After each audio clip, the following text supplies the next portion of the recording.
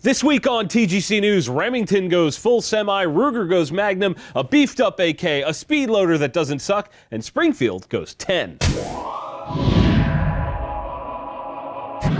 Kel-Tec offers some of the most interesting and innovative firearms in recent memory. Whether you're into bullpup rifles like the RDB or RFB, or maybe the KSG bullpup shotgun in short or gigantic configuration, or maybe you just want to plink around with some pistol caliber stuff like the Sub 2000 or PF9. They make something affordable for everyone. To learn more, check out keltecweapons.com. Welcome back to another episode of TGC News, gun news you actually care about. My name is Jon Patton. Before we get cracking, do me a huge favor. Head over to our new second channel and get subscribed. It's called TGC Surplus, and there is a link in the description for you to do exactly that. Now, how about some news? We've been away for a little bit, and there is a metric butt ton of stuff to catch up on. Yes, that's a technical measurement. Urban Dictionary said so. First up this week, our favorite captain of the struggle bus, Remington,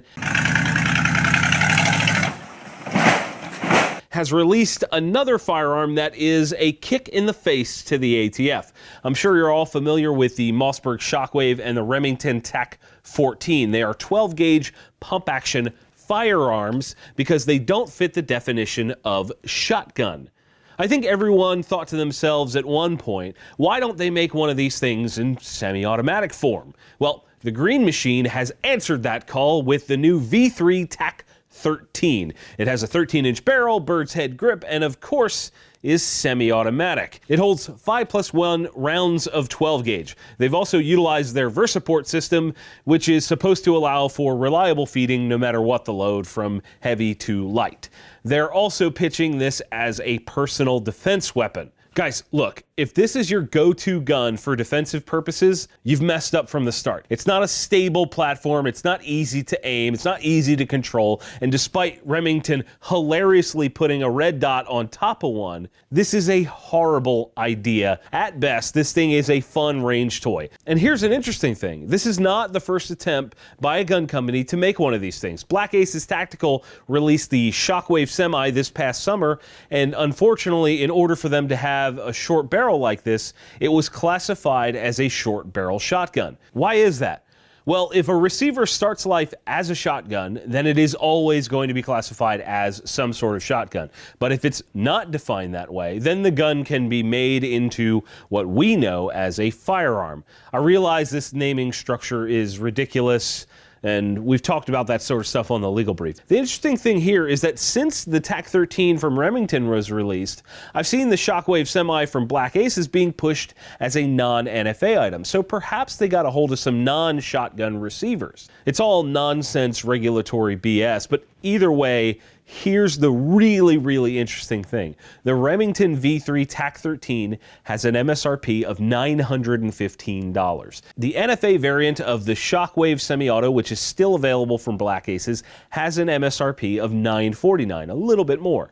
But the new version that is set to ship in November, the Shockwave Semi non-NFA, has an MSRP of $449. That is on par with the MSRP of the pump-action models. Boys and girls, that is what I like to call a double whammy. Not only is that a continued kick in the face to the ATF, but they're also kicking Remington in the face at the same time. In the face! In the face! I'm curious to know what you guys think of these new 12-gauge semi-auto non-NFA firearms. I know a lot of folks got pumped over the pump action versions, wink wink. Does this get you going as well? Would you rather buy from Remington, or is that half off approach from Black Aces the one that gets you excited? Let me know down in the comments. Next up, we have some new stuff from Ruger. Before I get into the new guns, I want to let you guys know that there is a safety bulletin, aka recall, on the Ruger American pistol chambered in 9mm. Apparently there's an issue with the frames cracking. There is a link in the video description for you to find out more if you've got one of those. Now, how about some new stuff? I think by now most of you are aware or familiar with the Ruger Precision Rifle. I've talked about it many times here on the show and credited it with being a front runner when it comes to making long long-range precision shooting more affordable for the masses. Well, now they've continued to expand that line and jumped into the Magnum world. The RPR will now be available in 300 Win Mag and the venerable 338 Lapua Magnum. Let's go over some of the specs, shall we? The core of the rifles are the barrels, of course, and in this case they are 26-inch, heavy contour, cold hammer forged, 5R rifled. Beyond that, they come with a lot of the same features you've seen before, like the adjustable side-folding buttstock, adjustable trigger, 30 MOA scope rail, which is up from 20 on the smaller cartridges, 18-inch free-float handguard, AR-style controls, blah, blah, blah, blah, blah. It's an RPR, you know what it is. The other thing to note here is that it ships with an AI-style magazine, likely because there is no PMag for Magnum cartridges, at least that I'm aware of. The long and short of these is that Ruger is continuing to offer products that people seem to want. The MSRP on these falls in at $2,099, which I kind of find a little interesting here because I'd consider the Savage 110BA to be one of the direct competitors for this rifle, and the MSRP on that is over $500 less. The feature set on the RPR is definitely a little bit more robust, but does that equate to a $500 difference? It's really impossible to say without shooting them. However, if these new Magnum precision rifles from Ruger are anything like the other smaller offerings in the line, these will be a force with which to be reckoned. It's time again for some rapid fire news. We have so much to cover. Here we go. This one is for you wheel gun guys. CK Tactical out of Michigan has come out with a really neat new speed loader. It's called the RipCord, and it's one of the most minimal designs I've seen when it comes to speed loaders. You just clip the rounds in, lock it together, kind of loop it around and lock it together, then drop the rounds in and pull. It's a really simple design that seems extremely quick. And here's the thing that pushed me over the edge with this one.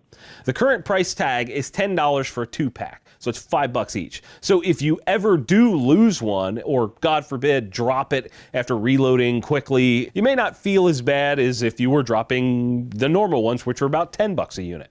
Not bad. Next up, Century Arms has introduced a new heavy-duty AK they're calling the VSKA or VSKA. They're saying that this US-made AK is a result of a government program that ended in 2017. It's been beefed up with a new bolt carrier, front trunnion, barrel, feed ramp, and trigger. I find this to be an interesting move because whenever you mention Century online, one of the biggest complaints, and maybe it's just groupthink, is that they're generally junk rifles. I don't know personally because I've never owned one, but this is clearly a sign that they heard those complaints and are offering a new rifle for the people. The VSKA has an MSRP of $735. And rounding out our rapid fire section this week, a new one from one of the most hated gun companies in America right now. Springfield Armory has just announced a new XDM chambered in 10mm. They have all the same features as the other XDMs, like interchangeable backstraps, the same slide profiles, the same texture, and also features a 15-round magazine capacity. They will be available in 4.5-inch barrel for $652 or 5.25-inch for $779. Certainly not the cheapest out there, but if you love the XDM platform and want real horsepower, that's your ticket. Birchwood Casey's selection of shooting products is astounding. Whether you're looking for the best targets to zero your gun, or maybe you want to refurbish a forgotten classic, or maybe you just want to slam some steel and have a good time at the range. And don't forget that ear and eye protection. No matter what kind of shooter you are, Birchwood Casey has what you need. And because you watch TGC, they're going to help you out with a discount of 10% off your entire order when you use the code TGC10 over at birchwoodcasey.com.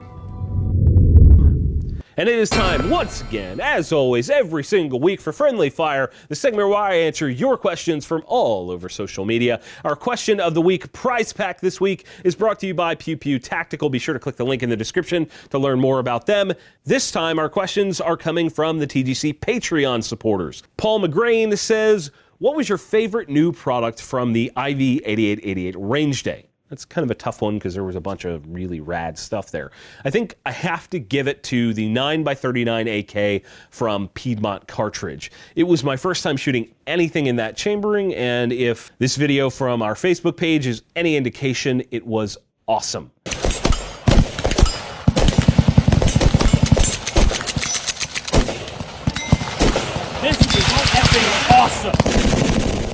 Jacob Burns says, how many holsters do you regularly use? Which is your favorite? Honestly, I regularly only use one. I got tired of doing holster reviews like 5 years ago, so if I actually take the time to mess with one, it's generally not a super common thing. So I'm not rotating holsters all the time. Right now, I'm using a full metal beard holster for my VP9. Before that, it was a Viper holster for my XDS 45. I'm also a big fan of Stealth Gear and a couple other brands. You know, there's a bunch out there that are solid, but I'll spare you the diatribe. And our question of the week and winner of the Pew Pew Tactical Swag Pack with the t-shirt, pistol case, and more is Nathan McCord. And he says, why don't most of the biggest gun tubers do any competitive shooting? He goes on to ask about a multi-discipline match and maybe like a pro-am thing. It's kind of a twofold question. First off, I think most guys don't shoot competition because of time. In order to get good, you have to shoot an enormous amount of rounds and only practice with a specific setup. And that means taking time away from making content and restricting yourself to maybe 1 or 2 or even 3 specific guns. So when you say biggest, I take that as guys that do content creation for a living.